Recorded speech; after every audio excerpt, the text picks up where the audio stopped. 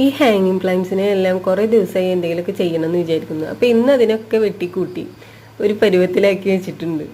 ഒരുപാട് നീണ്ട് കിടക്കുകയായിരുന്നു. മഴയാകുമ്പോൾ ഞാൻ കൂടുതലും ചെടികളൊക്കെ അതുപോലെ വെട്ടിയിട്ട് തെങ്ങിൻ്റെ തടത്തിൽ കൊണ്ടുപോയിടും. അപ്പോൾ എല്ലാതും ക്ലീനിങ് പരിപാടികളൊക്കെ അപ്പോഴാണ് നമുക്ക് കൂടുതൽ ചെയ്യാൻ നല്ലത്.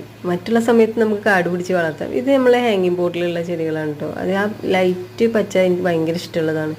ഇത് നമ്മൾ ഹാങ്ങിങ് ചട്ടിയിൽ ഇടാതെ ചുമരിലായിട്ട് വെച്ചിട്ടുള്ളതാണ്. അപ്പോൾ അതിൽ ഒരു തേനീച്ചക്കൂട് പോലെ അതുപോലെ എനിക്ക് കാണുമ്പോൾ തോന്നാറ് കേട്ടോ. പിന്നെ കുറച്ച് ടർട്ടിൽ വൈനുണ്ട്. പിന്നെ അതിൽ തന്നെ ഒരു കട്ടിയുള്ള ഇലയായിട്ടുള്ളതുണ്ട്. അതിനൊക്കെ ഞാൻ അടിയിൽ കുറച്ച് കട്ട് ചെയ്ത് വെച്ചിട്ടുണ്ട്. അത് മൊത്തത്തിൽ കട്ട് ചെയ്താൽ ഒരു ഭംഗി ഉണ്ടാവില്ലല്ലോ കാണാനായിട്ട്.